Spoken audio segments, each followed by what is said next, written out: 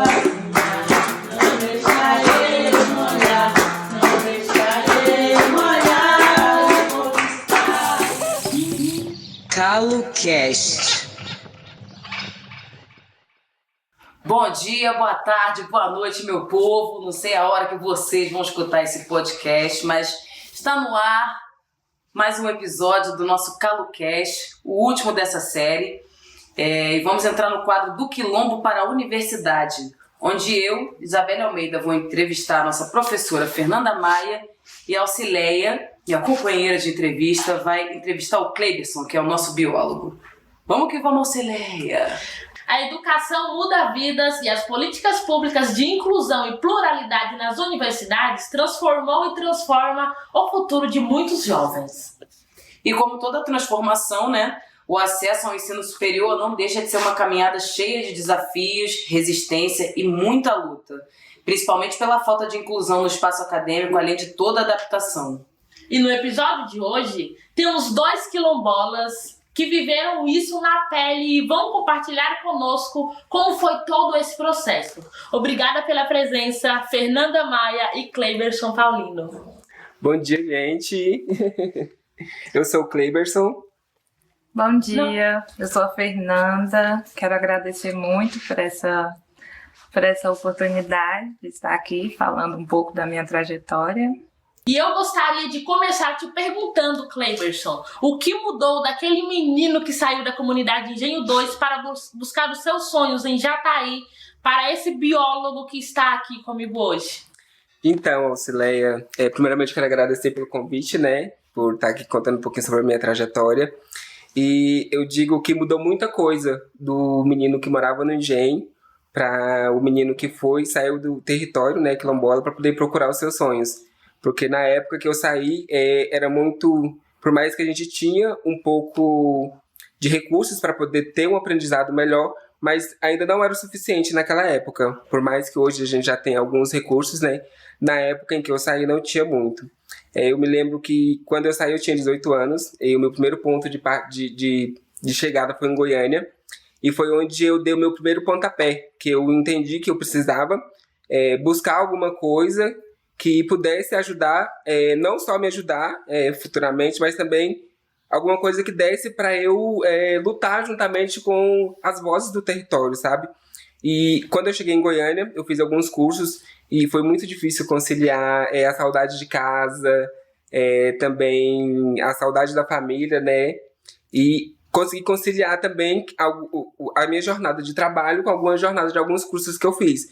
Em Goiânia eu fiz cursos de fotografia, comecei um curso de técnico de enfermagem, fiz alguns cursos na área de biologia mesmo, como ecologia, botânica, e foi onde eu me apaixonei pela área, né? Que é a área da biologia. Foi quando eu decidi, então, fazer o Enem e ir para Jataí, que estudar biologia lá. Tipo assim, eu digo que eu me encontrei na profissão, eu sou apaixonado pela profissão e foi uma área assim que me fez ter uma outra visão de mundo, sabe? Que antes a gente que é do território, a gente vive no território, mas a gente não tem noção do quão rico isso aqui é. E o quão rico isso aqui ainda vai ser, né? Porque por mais que a gente sofra vários tipos de ameaças advindos de fora, né? Ainda tem muita coisa para ser descoberta aqui ainda. E é isso. Nossa, chegou lacrimejar, né? Quando a gente fala das mudanças e escuta, né, a mudança como a sua, também acaba reverberando muito na gente, porque eu acho que todo mundo que está aqui ouvindo vai refletir de como é que foi a sua trajetória de mudança, né? Sim. E falando em mudanças, queria saber de você, Fernanda. Você hoje como professora na comunidade, além de contar um pouquinho como foi sua jornada até aqui, queria que você falasse pra gente o que você tenta passar para os seus alunos e se você sente que na sua época foi uma coisa o que faltou na educação quilombola. Então, levando em consideração a minha jornada, eu tive muito apoio assim, de familiares, amigos, para estar fazendo a faculdade. o foco sempre é esse, né? Quando o jovem está no ensino médio, é fazer a faculdade, procurar um emprego, sair do quilombo, né? Sim. Sempre é isso aí que é colocado na mente da gente.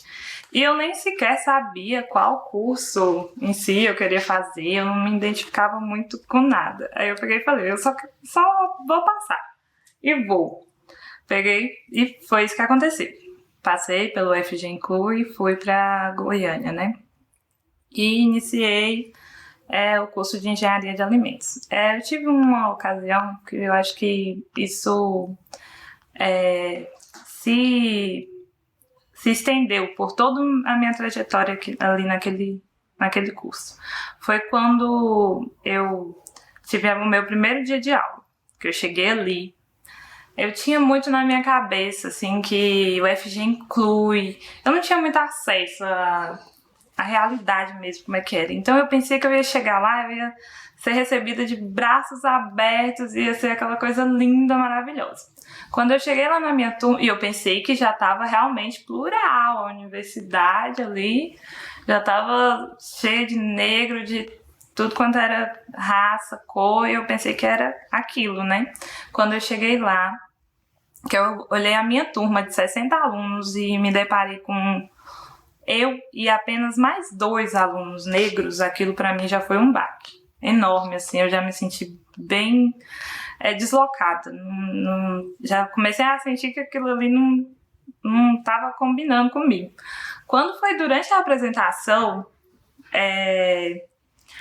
eles faziam questão de expor as escolas que eles estudaram, e aquilo eu nem conhecia, mas eu via que o pessoal tipo fazia uau e tudo mais. Aí quando chegou na minha vez, que era uma coisa assim que eu achava, que eu amava dizer, que eu sou quilombola, que eu amo dizer na verdade, né? Quando chegou lá nesse momento que eu fui pra falar, na verdade eu sou quilombola, quando eu falei isso eu senti assim aquele eu não vou dizer desprezo, que às vezes é falta de conhecimento, mas eu senti que a energia deu aquela no ambiente todo. O pessoal tudo me olhou com a cara assim de você é isso? Tipo uma indiferença. Foi uma indiferença. Eu me senti muito mal com aquilo. Aquilo ali é algo que eu não esqueço. Aquilo tá dentro de mim sempre. Eu até tento assim tirar de mim, mas é algo que ficou muito marcado pra mim. Porque pode-se dizer que praticamente todos que estavam lá, principalmente a pessoa que me perguntou, ela estava super empolgada e quando ela me perguntou o que eu falei, até hoje eu não sei dizer se realmente foi uma indiferença ou se era porque não sabia o que era, porque logo após teve vários alunos que chegaram em mim, me perguntaram, vários colegas, o que era quilombola, o que era. Mas assim, eu tentei de todas as formas me encaixar ali, e eu via que eu não conseguia, por mais que eu me esforçava, por mais que eu dava o meu máximo, parecia que aquilo ali eu nunca ia estar no patamar daquele curso, daquelas pessoas, assim.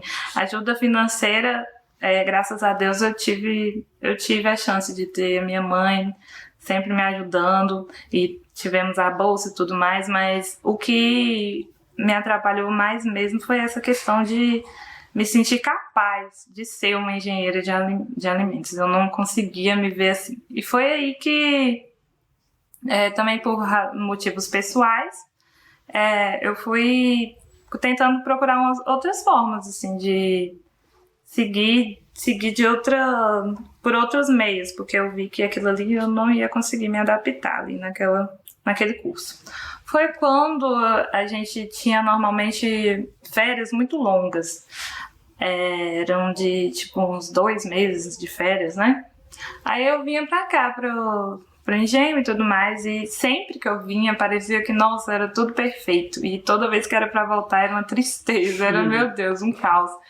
E eu comecei a ter a experiência de vez em quando ficar no lugar de alguma pessoa, assim, que falava, Fernanda, fica ali no meu lugar, dando aula ali. Aí eu vi aquilo, eu achava maravilhoso. Eu falei, nossa, isso aqui é tão bom, acho que é isso que eu quero pra mim. Eu vi aquilo pra mim nem parecia um trabalho, que era uma coisa tão legal estar ali com as crianças e tudo mais. Eu falava, nossa, eu quero isso. Aí eu decidi, eu falei, eu não me vejo estudando, morando fora, trabalhando, sabe? Eu não me vejo nessa vibe aí do capitalismo e tudo mais. Eu quero estar aqui na minha comunidade, vivendo perto da minha família, das pessoas que eu amo. Então, a partir daí foi quando eu decidi fazer a pedagogia à distância. Foi quando eu fiz o vestibular e consegui a bolsa.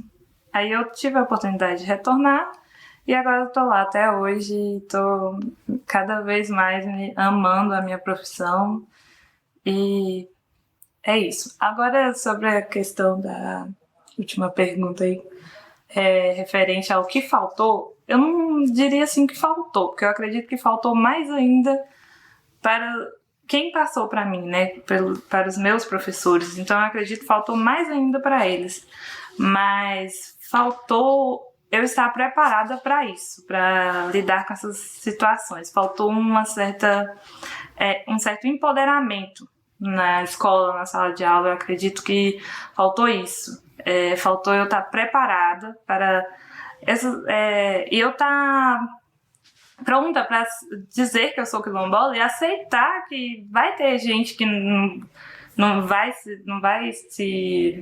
admirar, não vai achar que eu sou importante, especial, e mesmo assim eu me considerar especial e eu me manter ali firme dizendo eu sou quilombola e pronto. E eu acho que faltou isso, faltou um preparamento nessa questão de Trazer uma segurança. uma segurança, assim, de aceitação, de ver o quanto que a minha cultura é linda e, tipo, às vezes eles nem conhecem, mas a partir do momento que conhecer, eles vão admirar também, porque é uma cultura bonita e as nossas raízes, tipo, sofreram muito, então é algo que eu apenas tenho que me orgulhar e é isso que eu tô tentando transmitir para os meus alunos, é isso que eu tô ali batendo na tecla, porque é uma coisa que já vem de lá do quilombo, esse preconceito já tá lá. Eu vejo alunos cometendo racismo entre eles mesmos ali, sabe? E eles todos ali são negros, pretos, e eles mesmos ficam ali reproduzindo entre eles. E aí é uma coisa assim que eu tô muito em cima com eles sobre isso, sobre o respeito, sobre o quão a nossa história é rica, é importante, o quão eles têm que se orgulhar. E eu já notei, em pouco tempo eu já notei muita diferença. Eu já escutei aluno que não se aceitava como preto, se considerava pardo ou branco, agora já tem orgulho de dizer, não, eu sou preto, eu sou preta, tia. E aquilo ali pra mim, talvez a sua cor seja um pouquinho num tom mais claro, mas o seu sangue tem sangue negro aí correndo. E é isso que eu tô buscando passar pra eles. É essa preparação pra lidar com a sociedade ali, sendo negro quilombola. Nossa, que bom que pessoas como você existem, Fernanda. Sério mesmo. Que bom ver essa transformação. Voltando para Cleiberson, você hoje como biólogo quilombola, qual é a área em que você pretende atuar em devolutiva ao território no meio de toda essa crise climática que estamos vivendo? Me conta como você tem pensado e se planejado ultimamente. Então, a biologia ela é muito mega diversa, né? E escolher só uma área para trabalhar no território é muito difícil. Mas o meu foco principal, assim, para trabalhar no território quilombola, seria trabalhar um pouco com a biodiversidade, que a gente é muito rico, né? Questão de biodiversidade, tanto aqui do local, até o próprio Cerrado mesmo é muito mega diverso. Também trabalhar com conservação e educação ambiental seriam os 3 pontos principais, assim, que eu acho que é um pouco carente aqui o território. Trabalhar com a conservação do cerrado, porque a gente vê os ataques que a gente tá tendo hoje em dia, né, frente ao avanço das expansão agrícola, né, que é um dos principais pontos que tá causando a mudança climática não só no Brasil, mas no planeta inteiro, né. E a conservação para poder tentar fazer com que as pessoas do território consigam fazer o uso de forma adequada, mas também, de certa forma, conscientizar a proteção daquilo ali, sabe? E também conscientizar sobre a questão do desmatamento ilegal, que hoje em dia, por mais que a gente está cego para isso, né, mas acontece em algumas regiões do território, para a extração de madeira ilegal, e também a questão da mineração, né? Que a gente, lá na faculdade, a gente vem sempre batendo na tecla que a gente quer uma coisa que a gente tem que, sempre quando a gente tiver recurso ou poder de fala para poder bater na tecla para parar, para poder não deixar com que aconteça, que principalmente aqui na comunidade, em Cavalcante, no território em si, a gente sempre tem que estar batendo, porque é uma das coisas que mais provoca, como é que fala?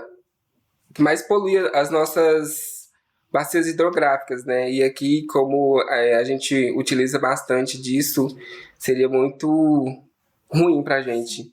E como, respondendo a sua segunda pergunta, eu me preparo, trabalhar mais questão ambiental, porque uma das coisas que eu sempre falo dos meus colegas de curso é que a gente não vai viver para poder ver a mudança, mas a partir do momento que a gente trabalha para poder conscientizar as nossas crianças das escolas, ou até mesmo nossos parentes, né, para fazer com que eles entendam o que é a mudança climática, o que ela vai causar, conscientizar eles também do que pode acontecer se a gente tiver a perda da biodiversidade local, que é um dos principais agravantes para o Cerrado, né?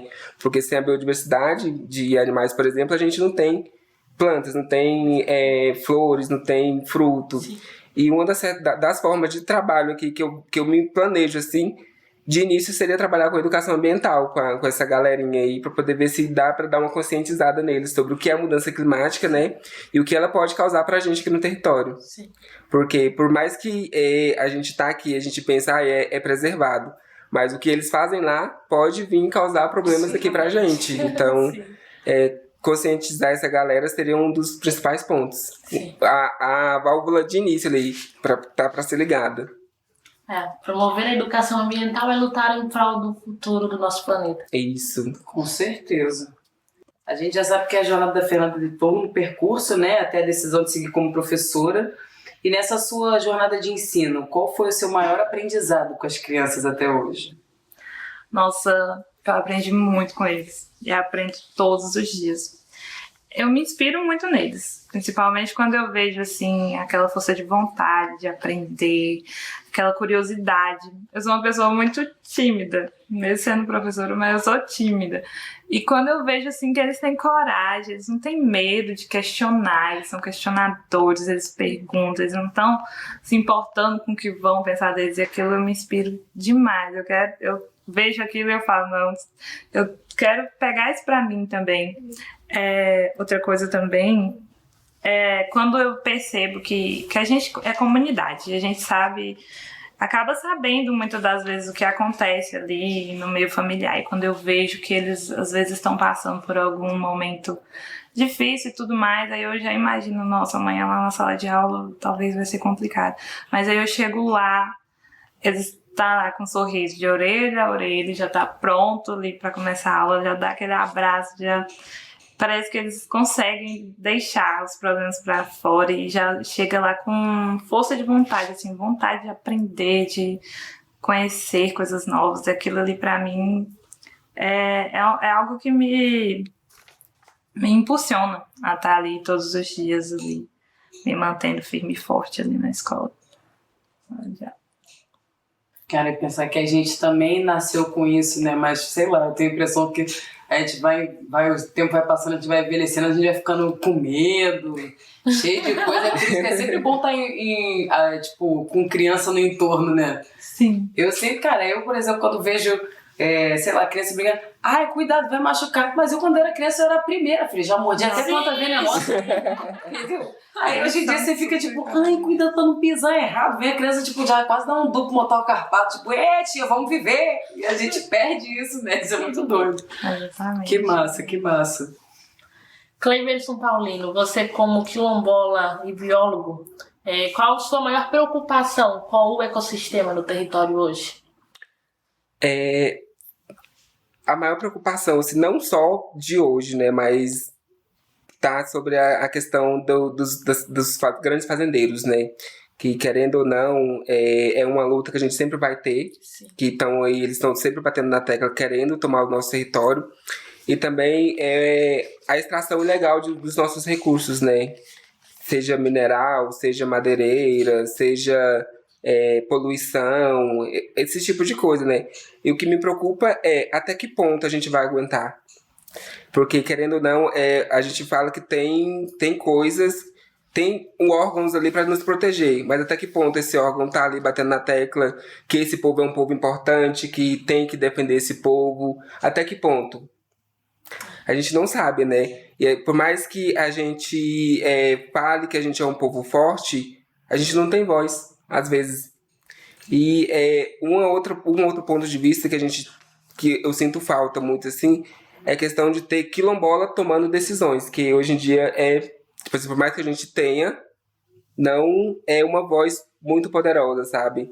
E ter um quilombola para poder defender essas questões ambientais, defender o nosso ecossistema, tanto o cerrado como o território em si, seria uma boa, assim, no meu ponto de vista, sabe? Seria uma ótima, né? Seria uma ótima ideia. E por mais que a gente lute por isso, sempre vai ter falhas, sempre vai estar faltando alguma coisa ali, sabe? Que nem, por exemplo, a questão da mineração. Uma grande empresa, ela pode chegar aqui, oferecer, por exemplo, uma certa quantia em dinheiro para alguém, e essa pessoa vai lá e libera de boas. Mas a partir do momento que você tem alguém que chegue ali e que fale, não, isso não pode, isso vai dar problema, isso futuramente, não para a pessoa ali em si, né, mas para os seus netos, para os seus bisnetos, explicar o que acontece, o processo de mineração ali que pode causar a contaminação das nossas águas. Através da contaminação das nossas águas a gente não vai ter a extração do nosso próprio alimento, que nem, por exemplo, o peixe que a gente consome, que é tradicional, né? E é isso. Também conscientizar sobre a questão do desmatamento, né? Que sem as nossas árvores a gente não tem oxigênio, não tem filtração, né?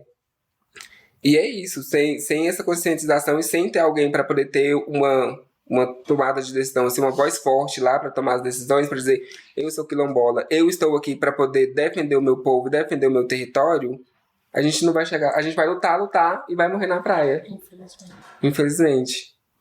Muito, muito importante, né, esse ponto que você trouxe, né, Cleibson, porque eu acho que nada melhor do que um quilombola poder opinar e ter voz sobre aquilo que é melhor para o seu próprio território, né, do que outras pessoas do âmbito externo, entre aspas, darem pitaco naquilo que acham que é o essencial, né? Sim.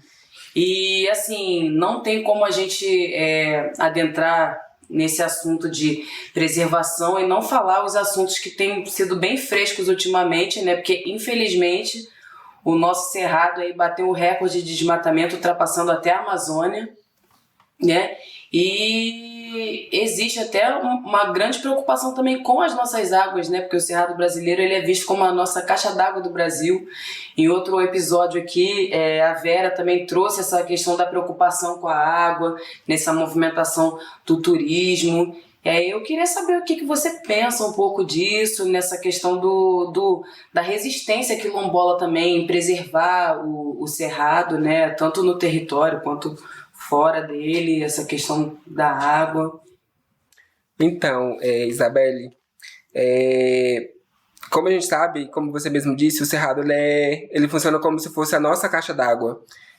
Antes era considerada a Amazônia, né, mas estudos recentes demonstraram que o cerrado em si ele é a nossa principal caixa d'água. Tanto é que uma das nossas bacias, das maiores bacias, é nascida aqui no cerrado, que é a bacia do Paraná e do Tocantins, né, se eu não me engano. E só a gente já tem que ter um foco maior para tentar proteger essas bacias, né? A questão do desmatamento, o que acontece?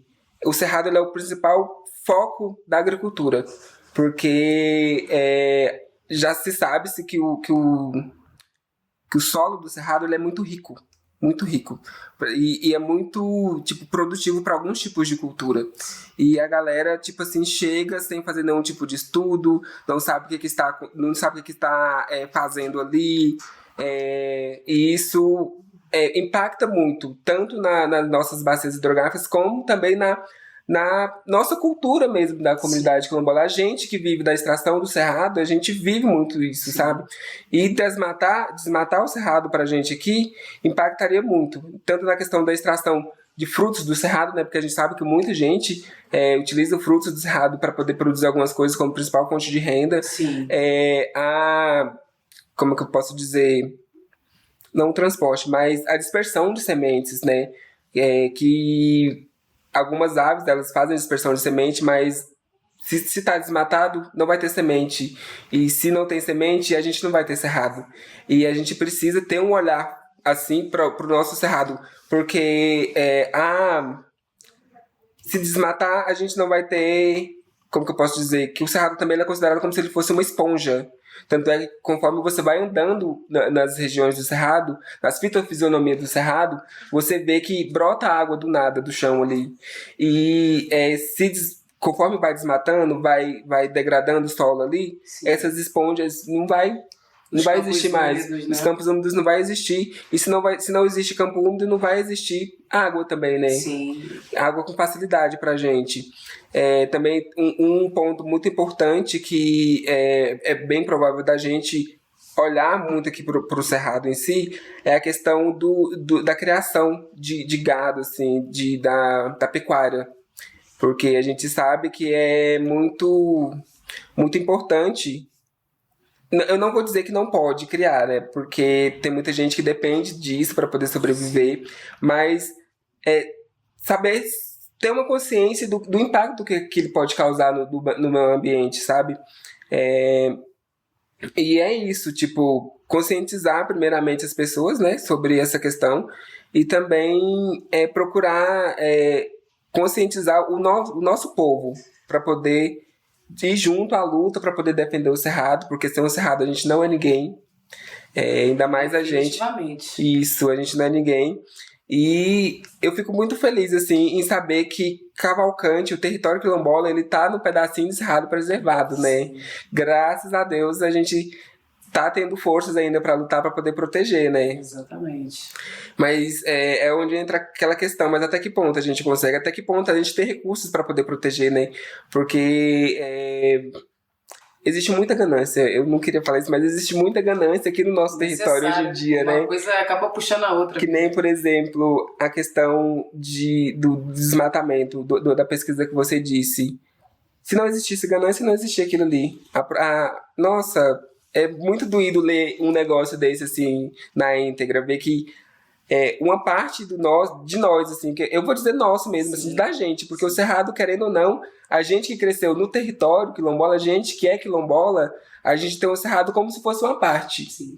Eu mesmo, quando eu tava lá pra fora estudando, eu pude me reconectar mais, assim, por mais que eu morei em Goiânia por 3 anos, e eu não tinha noção do que era o cerrado para mim. Aí depois que eu comecei a estudar biologia, o meu projeto de TCC é sobre cerrado, conservação da biodiversidade local do cerrado.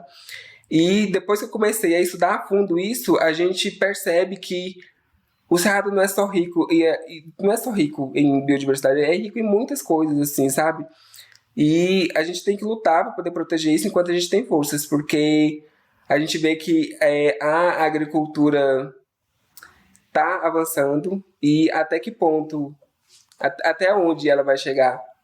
A gente fala que tem leis aqui que defendem o território, por mais que a gente fale que é fundado como patrimônio cultural, né?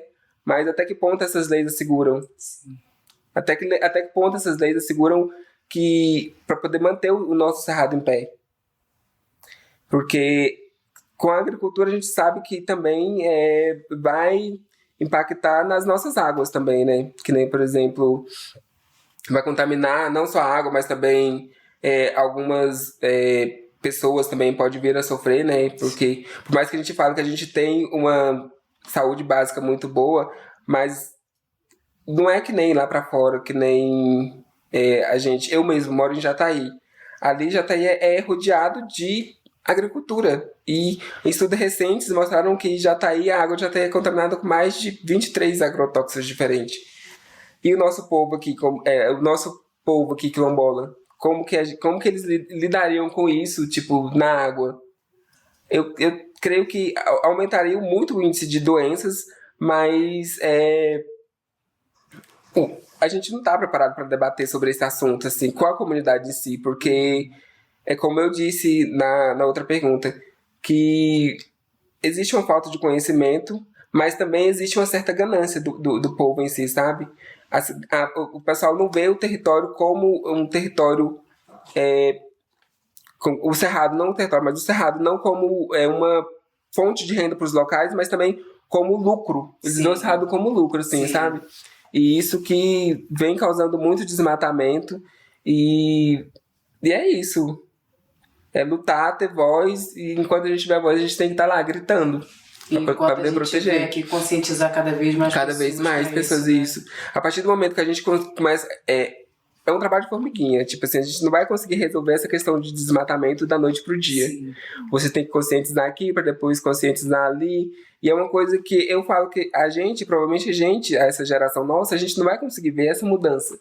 Mas sim ver a mudança pro futuro, Sim. das nossas crianças, do nosso povo, sabe? Desfrutem para que Isso, a sim. próxima geração desfrute de um melhor panorama, né? Do que a Isso. gente está encontrando agora.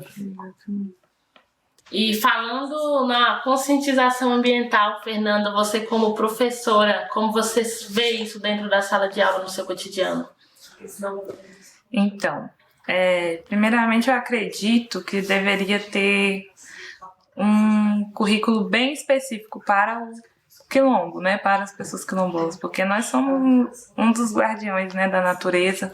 Então eu acredito que no nosso currículo, no nosso plano, deveria destacar esse cuidado com o meio ambiente e destacar o respeito, né, à nossa cultura e tudo mais. Eu, na sala de aula, às vezes eu tento brechas para estar colocando isso, passando isso para os alunos, sobre a importância do meio ambiente, sobre o cuidado. E eu acredito que se todos fizessem isso, né, muita coisa ia mudar, porque a gente consegue, sim, ali moldar aquelas crianças, construir, né, aquelas crianças, assim. E é uma coisa, assim, que a gente está sempre fazendo ali na sala de aula, conversando sobre o meio ambiente, e eles estão sempre dispostos a colaborar, a mudar, eles dão ideias de reciclagem, eles são super participativos, e é isso, as crianças, a gente pode tentar plantar a sementinha ali na cabeça deles. Às vezes, se eles crescerem sem conhecer determinada coisa, eles não vão dar tanta importância, mas a partir do momento que a gente pega e mostra ali para eles como que funciona, que aquilo vai fazer não só bem para eles, mas para os outros que virão, eles começam a ver, né, o quão é importante eles estarem juntos ali na luta para um futuro melhor, né?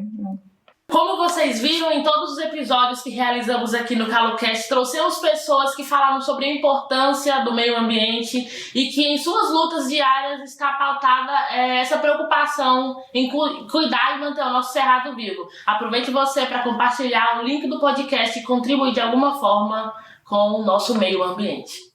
@CaloCast, @Calunga Comunicações, @Auxileia Torres, @Bélica.artes, @Fernanda Maia e @Cleberson Paulino. Este projeto é realizado com recursos da Lei Paulo Gustavo, do Governo Federal, operacionalizado pelo Governo de Goiás por meio da Secretaria de Estado da Cultura.